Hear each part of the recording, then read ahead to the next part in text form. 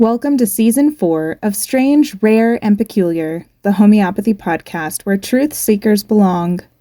Denise, Straiges, and Alastair Gray will take you on a journey through homeopathic philosophy, modern scientific exploration, clinical deets, and the undeniably true, from homeopathy past, present, and future.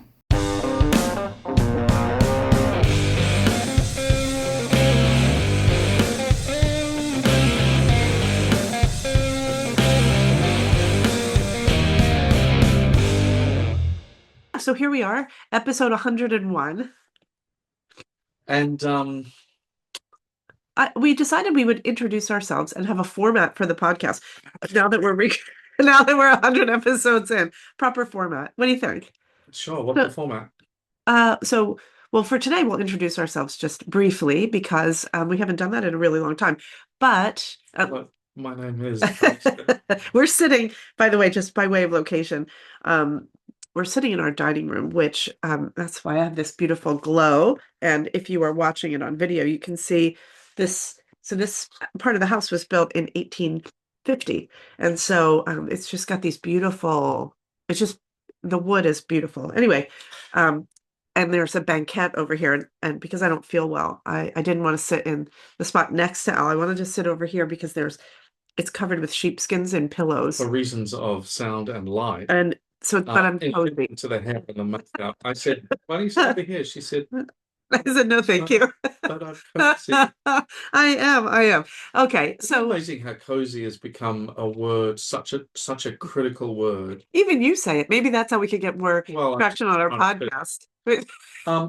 we can have this. Alastair goes cozy.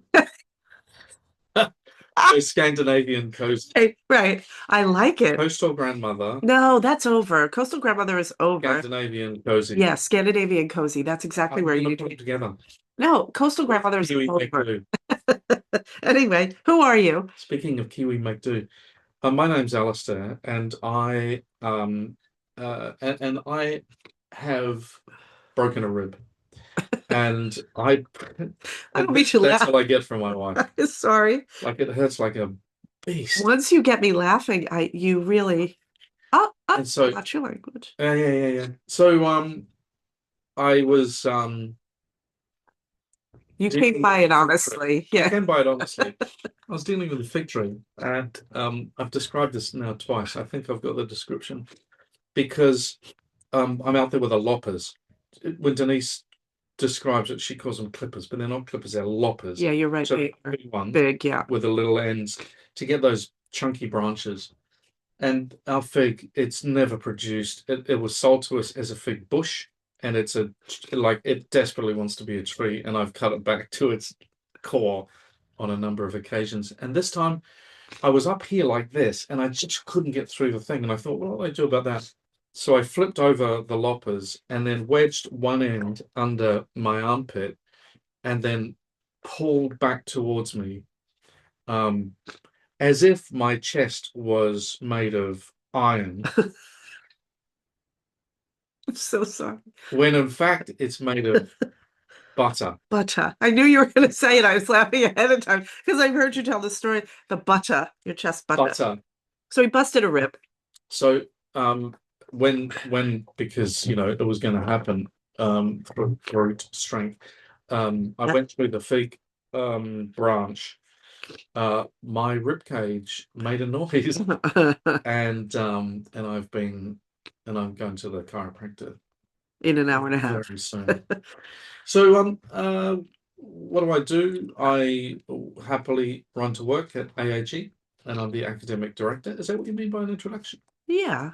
And I run the research office, director of research at the Institute for the Advancement of Homeopathy, and I love it.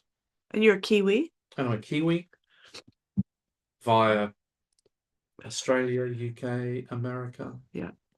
And I have enjoyed, if you're interested, watching the first day of the Ashes. Oh. Do you know what that means? It has to do with the cricket. It does. Yeah.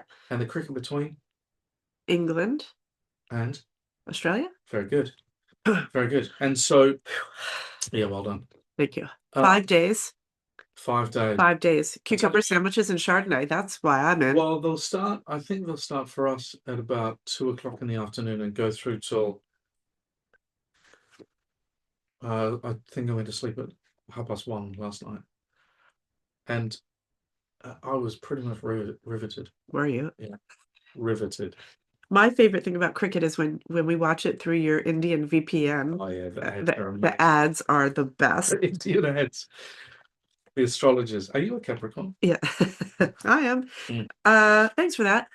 All right, let's get So, going. well, who are you? Oh, who am I? Yeah, Denise. I'm Denise Straiges, and I am the president and clinical director of all this business over here, AG and the IAH, and She has opinions about slurping. I do. But I suppose, you know, I was thinking about this. I mean, the introductions, it just felt like we should do it because we haven't done it in a really long time, but I guess people know who we are. Yeah. But the thing that I wanted to talk about, well, the format, actually, the format. So what we thought we would do is kind of give a window into the teaching that goes on each week at AHE, because and some of the just some of the highlights, because I think that it's there's so much involved in learning homeopathy, and I think that I think when people get a sense of the robust conversations, it's kind of fun to have a window into that. So that's what we thought we would do. And then the other thing, by way of introduction, is that, you know, when I got into homeopathy, I didn't even know what homeopathy was. I was starting a PhD in clinical psych research, and my intention was never to be a clinician of any sort. So it's kind of ironic that I wind up as running clinical training programs. But I suppose I'm just kind of constitutionally drawn to that because I like working with people, but I really like working with information. And that really drives, I think that drives a lot of what happens at AAG. And as you know, we this season, so we're at season 4 of our podcast, and this season is all about truth. And not truth like, oh, this is, like black and white, right and wrong, but rather this invitation to everyone who loves homeopathy, or who is just learning about homeopathy and interested in homeopathy, to actually ask the questions about what it is, and and they're hard, some of them are hard questions, not hard in terms of how we can answer them, hard in terms of how it, like, the truth may change your opinion, the understanding that homeopathy is an actual thing, and that it has sort of parameters around it that equal safety.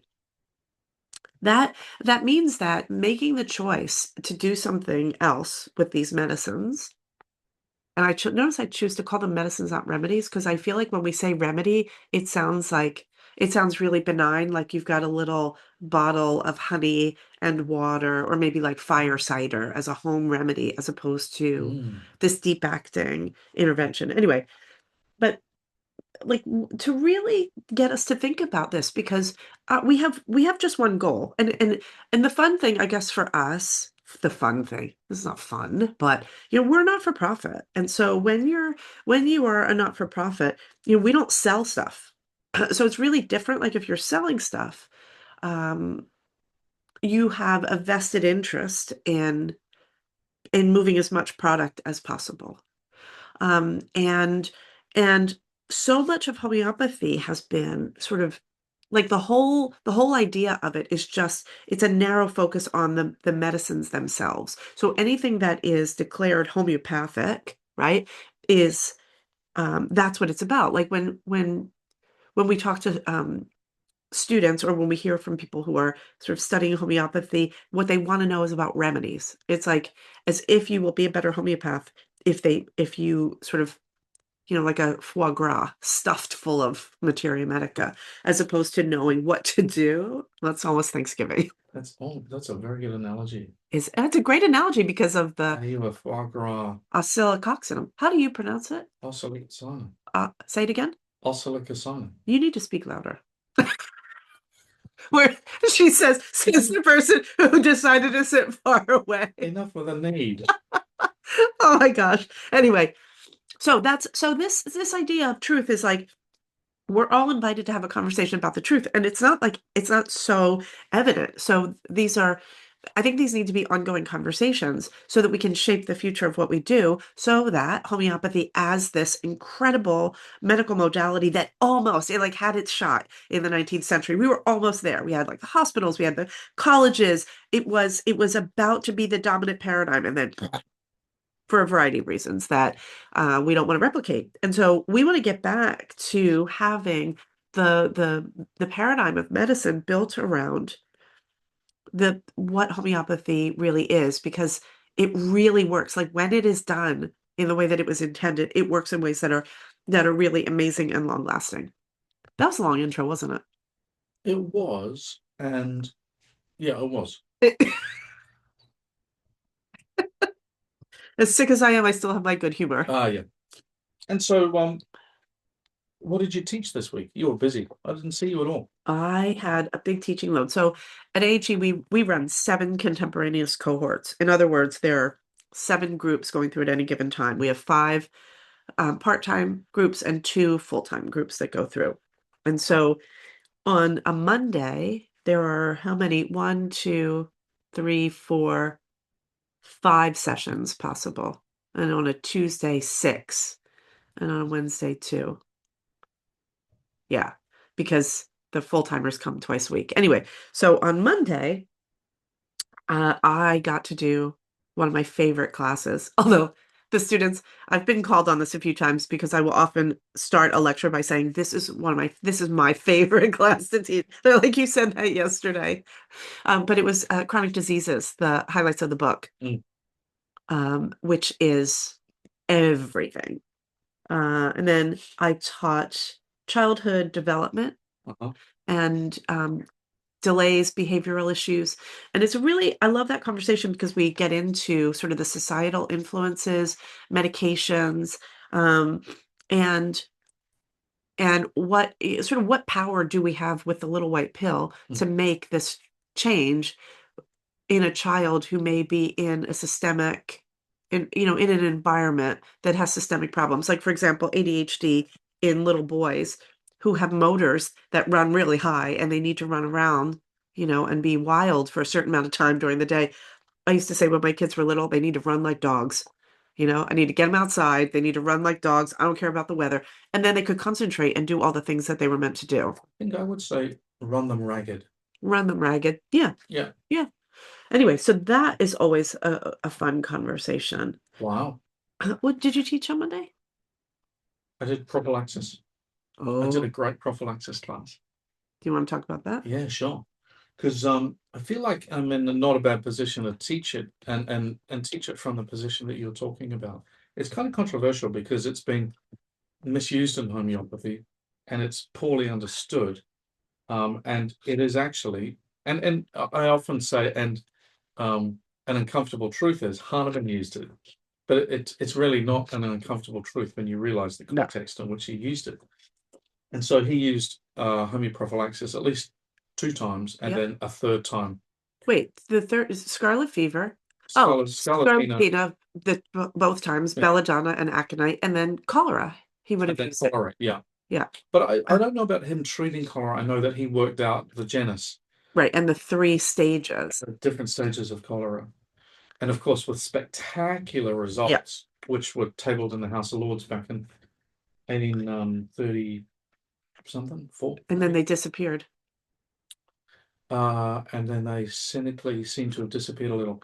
But we've still got the numbers. Anyway, and then I talk about the research. And the research is so compelling because you've got the leptospirosis study in Cuba, 2007 and 8, where a nosode of leptospirosis was given to 2.3 million people with spectacular results when those. Can you define your terms? Because you're talking about homeoprophylaxis without defining it. And can you pass me that?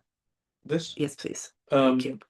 I define homeoprophylaxis as the application of a remedy that's been prepared by a homeopathic pharmacy, before the symptoms have arrived. Given before the symptoms have arrived. Given before the Yep. symptoms have arrived. Now, there's a really important statement there, because Hahnemann clearly states that you just don't do it willy-nilly, and you certainly don't do it in a protocol, and you don't just give a nosode, Nope. and you don't just give whatever, but you do it where there is clear and present danger. You got it. All right, so Harrison Ford, big picture of Harrison Ford on the slides. Harrison Ford? They're in present danger. Oh, was that a movie? I just think of him, I don't know. I think of him with Chewbacca. Blunt instrument. I know. Well, I went right to Chewbacca, and you doing your Chewbacca. Aldo's like the best Wookiee imitation ever. But that's yeah. Anyway, so discuss that, and then a couple of Brazilian studies on dengue fever and on meningococcal disease, where either, and I think where so we've got, I line up the three better pieces of research: one where the nosode was used, one where eupatorium was used, Yeah, and one where a combination remedy was used. All successful. Yeah. All demonstrably successful. And do you think it's when there is clear and present? Exactly, because I think, and this is the thing, because if also what I taught, because the classes run like in a logical form, obviously, and so I taught infectious disease and childhood diseases. So looking at measles, mumps, rubella, scarlet fever, all of that. Oh, that ties up beautifully. Yeah. Because So this idea, though, like one of the things that we have to get really clear on is that you're treating, it's not like you're inoculating the immune system to elicit a response that's going to last forever. And one of the students was so crisp and clear. They said, that's like asking for, you're basically having a chronic response. It would be a chronic response because you would be getting the immune system revved up to always be on alert for something that is nowhere to be seen. But if there is clear and present danger, then the vital force is on red alert for something that's really coming, and then you give the remedy, and it neutralizes that energetic pattern so nicely. two diseases at the same time. Cannot have two diseases at the same time. That's it. Which, and then I was just going to finish up, and then I just then fall back on a couple of stories about getting Isaac Golden drunk, and he sings beautiful Scottish songs, sea shanties. I bet he's fun to hang out with. Oh, it's so much fun. And so I worked with Isaac for almost a decade, really, from 2007. He gave me my first ever job at Endeavour, and then I wrote the foreword for his prophylaxis manual, and so, which is the hardest thing I've ever had to write, because I actually don't necessarily agree with the way in which those homeoprophylaxis protocols are given to kids. And as I've said to the students, I don't think in administering those protocols to parents and kids over many years, hundreds of times, I've never seen one kid or one family get through the whole protocol. It doesn't happen. And so there's some problems with it. There's some challenges with it. And I know that Isaac would have a pithy and probably a nice scientific response to it. But at the end of the day, it's just one of those topics that when you get it right, students get the context and all of the background white noises they hear about, give, these nosodes to your kids, or we're going to Africa, take these 10 nosodes for yellow fever and everything else. It's just like it puts all of that in context. And really, at the end of the day, if you wrap it up nicely and put a bow around it, it's a great lecture. So at the end of the day, the takeaway is that it picks up from where we ended the last time, which is you can't have two diseases in the body at the same time. Only similars cure. Dissimilars will, depending on the strength of it, can knock one out, and the stronger one just remains, but it hasn't cured anything. Yep. And so this idea of anything that is given that is not energetically necessary within the body, the highest likelihood is that there will be some level of proving. Because that which does not cure proves, right? The medicinal disease will always act. And then that gets really problematic, doesn't it? Because there's really no problematic. Exactly. And so you're really flying blind so much of the time when in the middle of those protocols. Okay, which takes me to the next thing. So, What's the next thing? well, I mean, I'll just say real quick the other classes that were taught, but then let's put a pin in this because I want to come back to it. Infectious disease, that is I love having that conversation with the semester one folks, and then we go right into a lecture that I well, it's not even a lecture. It's a community conversation called, the subtitle is How Not to Sound Like a Nut When You Talk About Vaccination. Oh, you taught that this week? I did. Oh, nice. And that is sort of the corollary to the homeoprophylaxis, because you have to talk about it from the standpoint of understanding the allopathic. You have to understand public health. You have to understand the history of how, vaccination and inoculation came to be. There are people who will say, oh, even Peter Fisher used to say that Hahnemann believed in vaccination. Hahnemann was pro-vaccination, didn't he? Fisher did say that. He did. Peter Fisher being he was the homeopath to the Queen. I don't know that I've seen, other than Hahnemann write about vaccination, I've never seen him with an opinion about it. Well, it's in the footnote to 56. Hahnemann talks about vaccination in a positive way, but he's not talking about vaccination. He's talking about inoculation, and he is making a very specific point, which is about similars. And what he's saying is that in the smallpox epidemic, people who did live through that would not have understood the ferocity of that, and that the when people are trying to prove that isopathy works, in other words, curing same with same, they often go to vaccinations as the proof that it works. And Hahnemann says two things about that. He says, number one, people are largely misunderstanding it because smallpox was actually the effective inoculation was made with cowpox, which is a disease of lesser virulence. So it is a cure by similarity. And it was given in the face of clear and present danger, right? When there was an epidemic, there were no people who were out there. Remember at that time, you weren't getting, you weren't going to the urgent care or the CVS or your PCP office where they take a sterile needle out of that plastic, that plastic thing and inject it, put alcohol on the arm or leg before they inject it. No, what used to happen is they would take a lancet, they would scrape at the skin, and then they would take the actual purulent material from the lesion and smear it on and hope for the best. And so, I mean, and there's some pretty horrific stories, but because it was so terrifying and so deadly a disease, mothers were willing to do that with their child as a way to manage the disease. And so if you did it with cowpox, it was of lesser virulence, right? And it was found out. It's actually a great story. You should look it up. And it's they noticed that the milkmaids who got cowpox, they were milking cows and they only had these very small eruptions on their arms and their hands, but not the disfigurement on their face and upper body. Huh. Yeah. And so which goes to show that you should get your bucket and go and milk a cow every day. Exactly. Or a goat, if that's what you got. Okay. But as our students have learned when we talk about comparing contemporary materia medica, and we go through who's tried to milk a rat, and that none of them have been successful. But that's a story for another day. What were you going to say? You have something, or are you going to sneeze? No, I was just going to ask a silly question. Could you imagine if I gave you my cold when you have a broken rib? That would be the worst thing ever.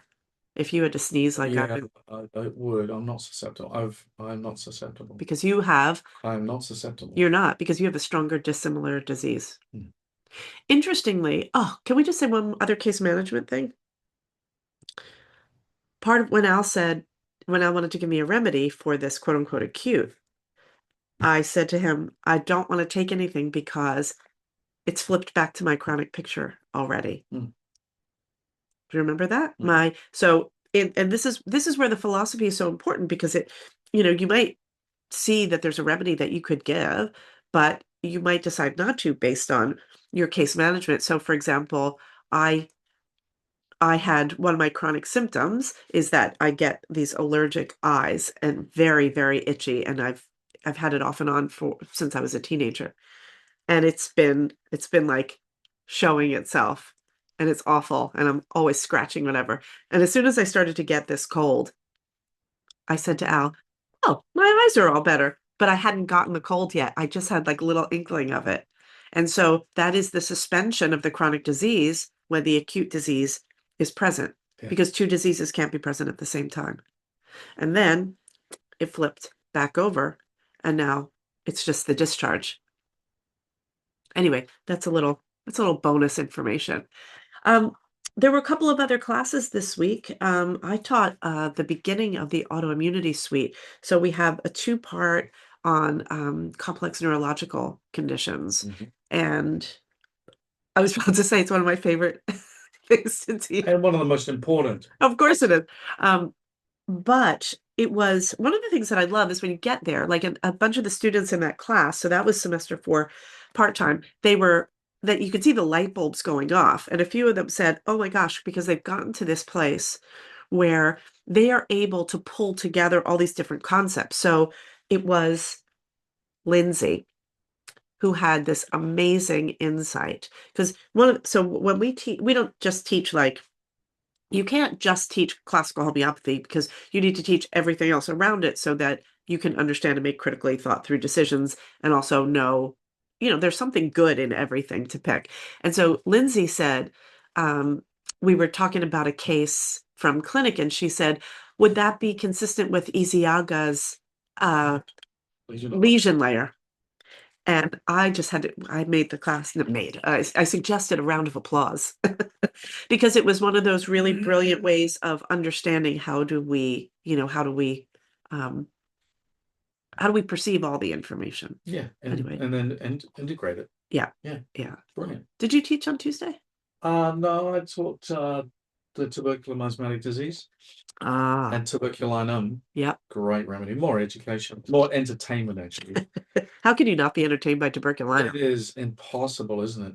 But that's just, because you've got such rich material, starting with the actual pathological process going on with the disease, which is amazing. Yeah. The bacilli just wedges into the lung. And that thing.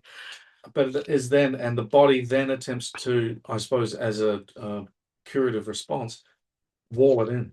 Yeah. And with all of those giant cells in different ways to encase that foreign body.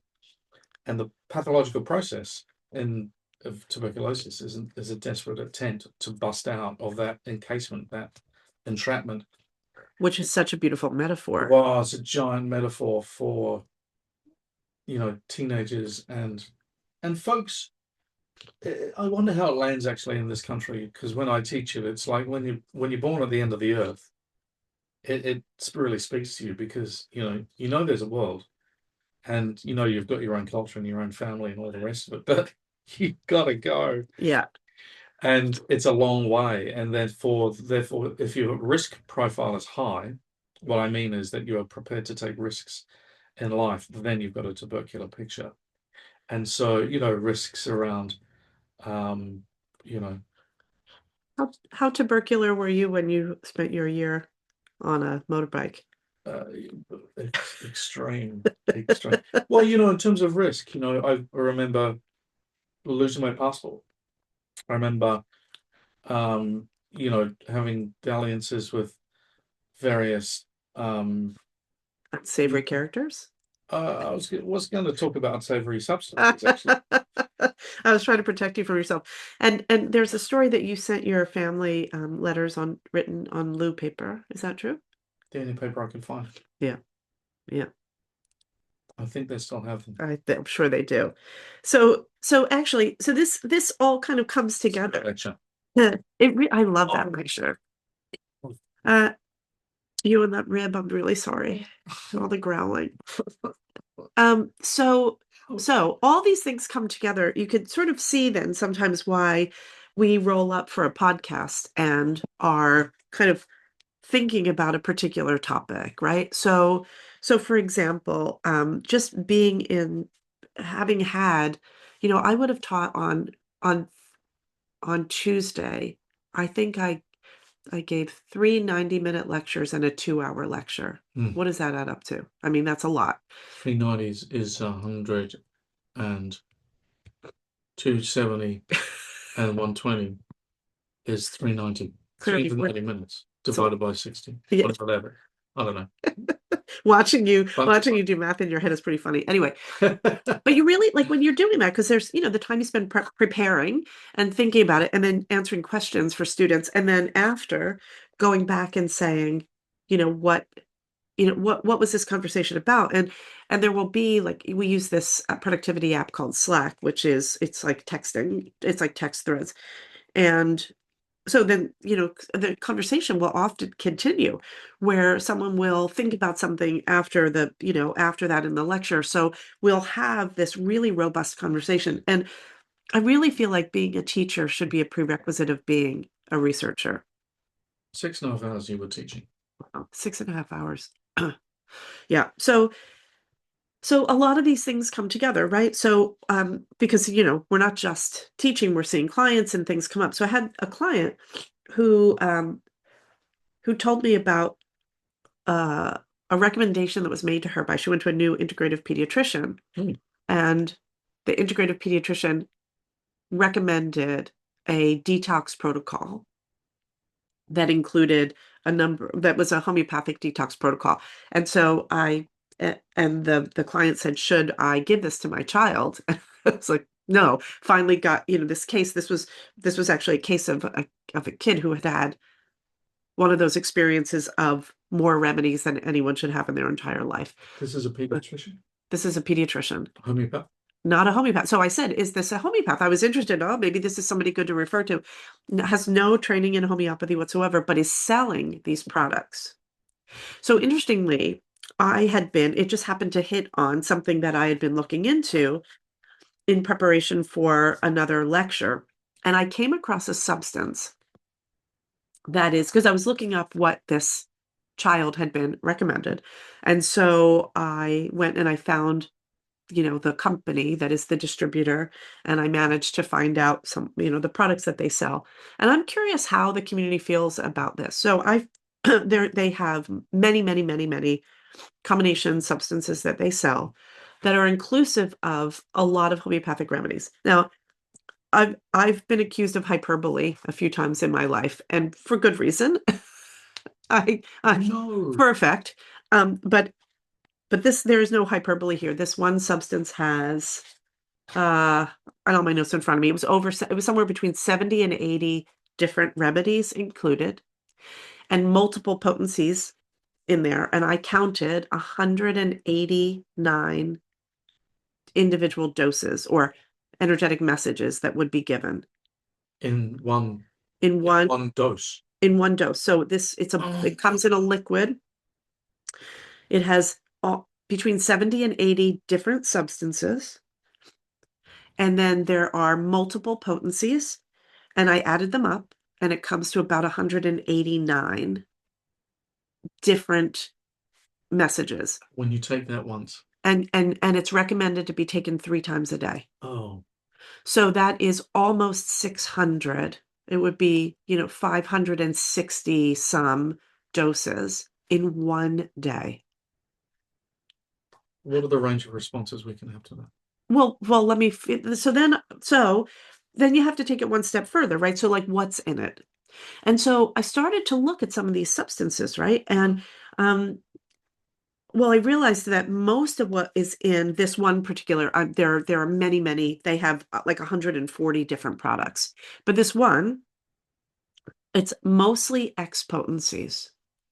So then I was thinking to myself, well, how do I feel about an X potency? This is actually the topic I wanted to talk about today, because I can remember the first time when I was teaching potency and posology many years ago. And the students were asking me questions about the origin of the X potency. And at that first time when the question was asked, I was just like, oh, I hadn't really thought about it. So I, being the person that I am, I did some research. And of course, my buddy Constantine Herring introduced the X potency. In the 1830s, there are a few instances that I found between 1830 and 1833. And so it's an interesting time for him because it was when he was really it was the beginning of his off-script days and his no-zone days and his working with poisons days, right? Because he got to on American shores in 1833. Mhm. Is that right? Mhm. So this would have been the time that he had spent in Suriname before he washed ashore in Martha's Vineyard. That's interesting because I didn't assume that. I thought maybe he's experimenting once he's on shore. Maybe it could be. I don't know the location. Why? But because that there isn't, so I'm not able to find as much information as I would like. And I have been doing some research trying to find out because Herring was very influenced by Paracelsus. So he has a very different, if you're looking at sort of the non-pharmacological ideas that go about the making of a homeopathic remedy, right? You would look at Hahnemann and Herring and say that they, from the iatrochemical lineage, they come from two very different places. And Hahnemann, he did this thing. He talks about it, about how he was able to finally extract spirit from matter. And that was in the 6th edition of the Organon with the 50 millesimo potency. So going back, like expotency, we all just say, oh, it's expotency. And the times when I feel like good about it are when I talk to Miranda Castro, who to my mind is the expert in cell salts. She's a Schussler Walla, and The Schussler whisperer. yeah, the Schussler being the cell salt, the person who sort of put together the idea of the biochemical salts.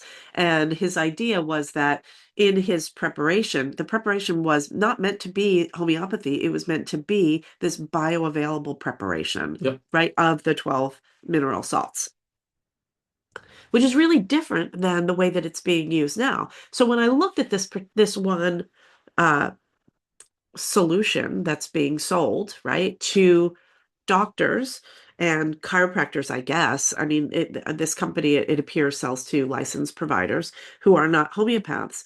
And they must be told that it works. And I'm sure there would be times when people could get good results, right? Even a broken clock is right twice a day. But like, I don't know how I feel about 100. Like, if someone goes according to the label, then they would be taking almost 600 doses in one day of X. And I think of X. Well, and so this one particular one, it's mostly X, but there are some C. Can I weigh on it? Yeah, Because I think please. what that means, it's I've always thought of an X potency. That's a substance, 1 drop into 9 drops of alcohol, making the 10, right? Yeah. And so it's the dilution factor of 1 to 9. It's like a punch in the face. Yeah. It's to get to 6x doesn't take you very long. There's that substance has been diluted to get to, say, 6x, 1 to 9, 6 times. Yeah, right? That's it. And so there's no dilution. It removes the gentleness out of it. Oh, 100%. Yeah. I mean, it's so close to materiality. And so I was looking at, like, what are some of the substances, and there are heavy metals involved. And so the thing that I have not done yet is just cross-check them with, HPUS monographs for safety to say, have each of these substances been tested? So I started going through. I just made myself a chart But above Avogadro's number. Well, Or- what do they call it? The Oh. lethal dose? Yeah. The toxic dose. Yeah. Mm. And it's interesting because I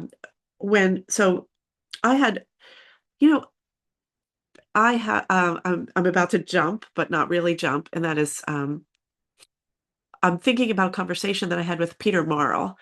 And Peter Morrill, if you don't know him, he is, I wonder if Peter listens. Peter, if you listen, hi, and send, we haven't chatted in forever. But Peter Morrill is just an amazing historian of homeopathy and just an all-around nice guy. And I sometimes quote him in this one conversation we had where he said, "Oh, that old chestnut." And I had never heard that expression, and I love it so much. Mm. Yeah, I don't know that it's something that is maybe has been Americanized. Anyhow, but Peter and I had this conversation about how I can't remember why, because I'm always peppering people with questions, right? People who have more expertise than I do. And so one of the things we talked about was sort of how Hahnemann was looking at different remedies. Like in the beginning, he was testing each remedy for what I would call the therapeutic dose, right? And so it's a little, I'm thinking it's a combination of the level of toxicity and the therapeutic, what's necessary for the therapeutic response. So this was in You the mean it's very gonna early days. belladonna and It was totally different. Calcium sepum. Yeah, so if you look at the old material, probably like from Fragmenta, you'll see that the different remedies had different, potencies, right? And so in the very beginning, and then he started to standardize. And so what's interesting is that not only did he move from the 1 to 100, the centesimal, he went to 1 to 50,000 because of for a couple of reasons, but the biggest one, totally the opposite of this X idea. And so it kind of like what happens for me is in like, how that thing where you can't unsee something? Like once you wait, you're running through how many things you can't unsee? What was the first thing that came to your mind? Daddy saw me naked. Oh, Daddy saw me naked. Caddyshack being our favorite movie, anyway, which says a lot. You can't unsee some things, yes. And so, like, once it sort of clicks what homeopathy is, right? And you kind of get like this, that Hahnemann sorted this out, right? So, he figures out this whole system of medicine, including the pharmacological preparation of the drugs. And as everybody knows by now, he spoke between 12 and 15, or he had a comfort level with 12 to 15 languages, including ancient Aramaic, right? Which that's always the one that's a conversation for another day and a long conversation of why that might be relevant. But all that being said, he really, he was a polymath of incredible proportion, and he was asking a very particular question. And that question was, how do we extend life? How do we alleviate human suffering? So when it comes to the remedies, his biggest thing was gentle, the gentleness of it. How do we remove the possibility of the aggravation? How do we assess the sensitivity of the client and deliver the remedy only in such a way that would not overexcite the vital force into an aggravation?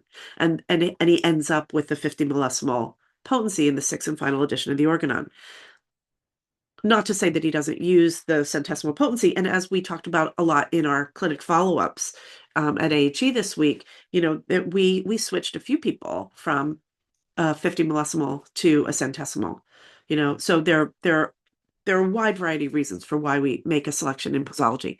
All that being said, there's this X phenomenon going on. So I'm hearing that you've not given many decimal remedies. Never. Only, cell salts. I did a survey of, went from 1998 to 2004. Yeah. Every prescription. Yeah. It was 6.5, it was 6 years, about 6,500 prescriptions. Yeah. And 600 of them were decimals. So around 10%. That you gave. Mm-hmm. So that's my early years of practice. Okay. I don't think I would have given many in the last 20 years.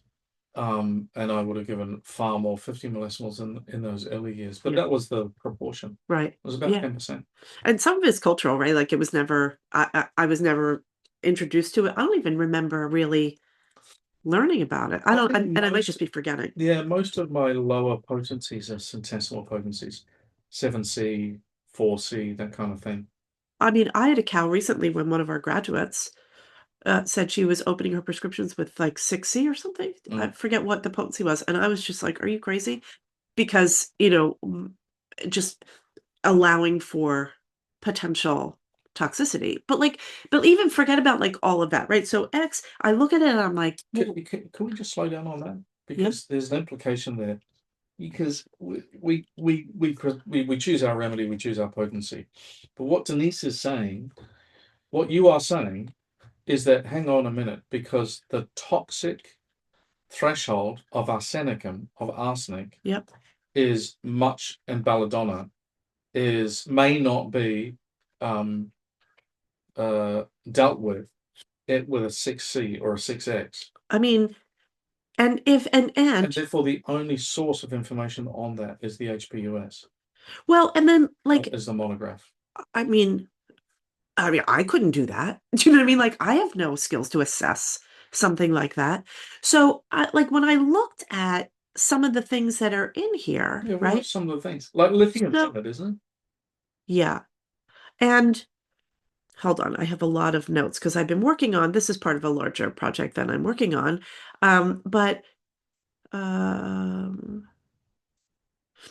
Sorry, I don't have my list because I have a cold and I'm a little, anyway, no, but let's just say though, because there are of those substances, there are a bunch of remedies that are included in it as well, and sarcodes. So in addition to, right, so when you get to sarcodes, right, so I started looking, I'm making this list, and so part of why I don't have all of it is because I'm compiling this big spreadsheet, like, are there provings? And what kind of provings, right? So is there a proving, or is it just, like, for example, thyroidinum doesn't have a known proving. It's materia medica from physiology and clinical use, right? And some scientific research. Yeah. Because thyroidinum is used in the tadpole studies. Right. But that's tadpole studies.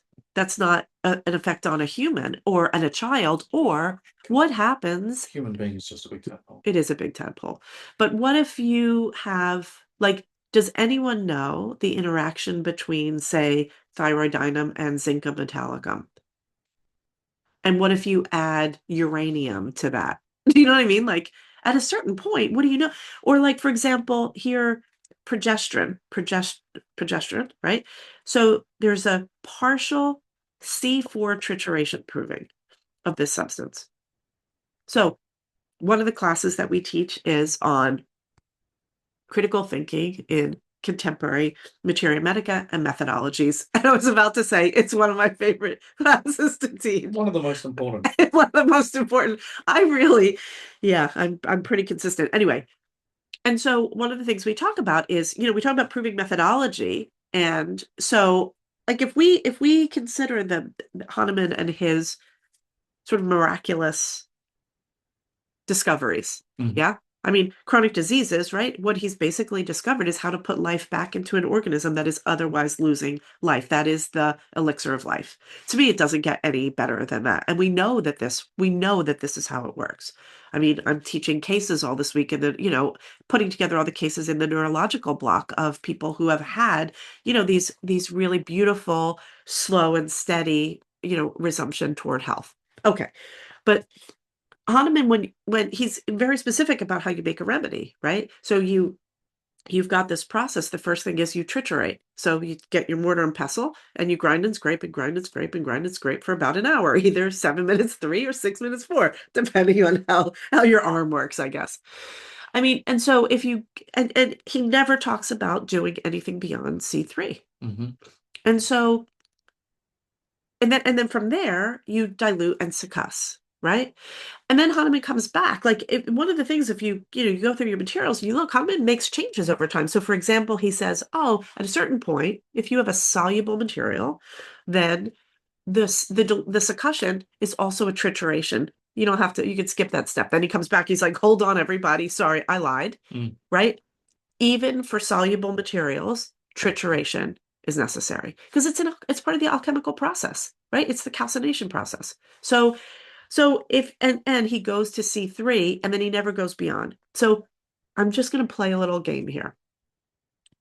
Let's say, because Hahnemann discovered something that is incredibly and unbelievably magical, that when you prepare a substance in this way, to these very exacting specifications, right? That there's this magical and miraculous thing that can happen where there's this restoration of health. Well, what if C4 does something totally different? What if it's the fine line between, I shouldn't even say it, but like, this is the game. What if there's a line that's drawn? that we who do, or at least I'll speak for myself, maybe the people who decided on it speak, have facility with 15 languages and understand the true mechanism, maybe not the way to describe it, to have a conversation with Iris Bell, but maybe the part that is the miraculous part of life. I just would not trust myself to do something differently than that. Like, who's to say that you sit around in a group and you grind and scrape, and when you get to C4, it does this thing and then C5, like levitation happens or something. Like, I just don't feel that I could not bring myself to do that and then rely on that data to give a medicine to a sick child. That's out of bounds for me. How do you feel about that? It's really funny because I am influenced by you more and more, because back in my Libran diplomacy days, I would have said, well, Hahnemann was growing, changing, adapting. Had he lived another 20 years, he might have changed his mind about something else. And I was trying to think, when you were talking, if there's an example of a field, maybe chemistry, where someone contributes something and that becomes the status quo Yep. of manufacturing, and then a different pharmaceutical process comes along and everyone now does that. I know that happens in for the use of photochromatography in the making of homeopathic remedies. I actually use the word as if I know what it is. I was like, wow, you just threw that one out there. I was so impressed. But I don't know exactly what it means. And so I must admit that I've had a much more liberal approach to any changes, because I've never really thought about it from the point of view that embedded in the single remedy, embedded in the 50 millennial potencies, embedded in the case management rules, Yeah, is safety. totally. And so and perhaps just going back to the tubercular lecture, as I become less tubercular and more, I just don't want to leave home. And I can vouch for that. I can vouch for as that. my Sora emerges, I see risk, and as I get older, it's the same with every old person, I suppose, but risk and safety start to matter more. Yeah.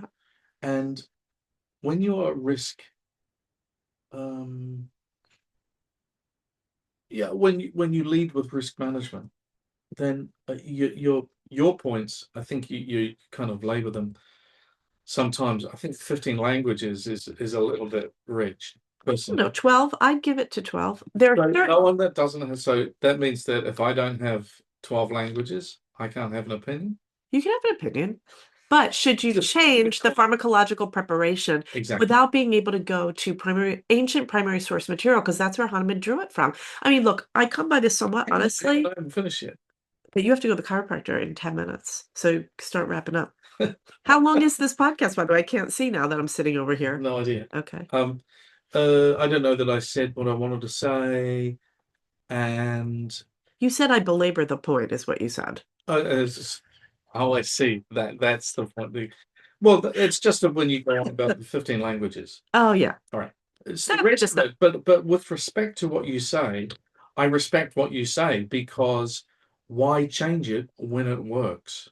And why are you changing it?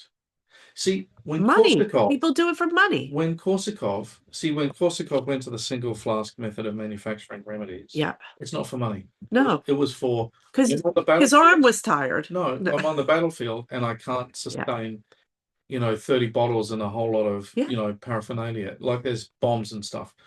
So now I'd like to know more about Herring and the motivation for why the change. Right. Why is it there and then you change it? Is it hubris?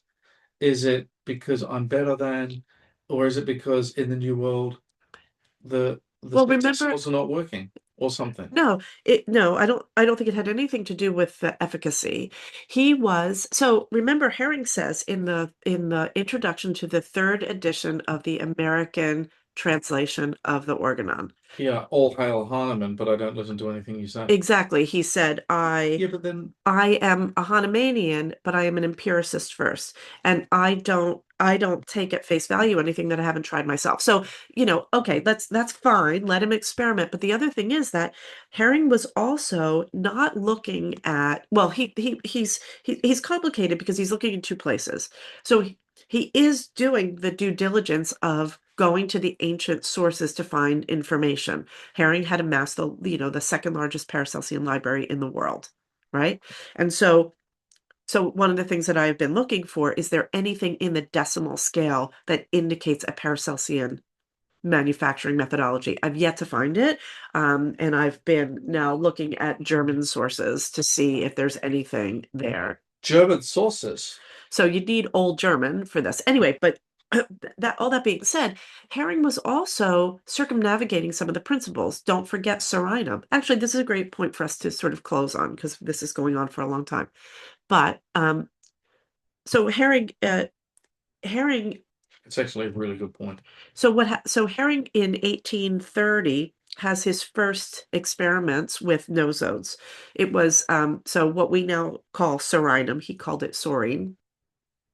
And it was anthraxinum and lysinum. So those were the first three biologics that were introduced into basically the healing world. Of course, credit was given 50 years later in the allopathic world, but Herring this was his first thing.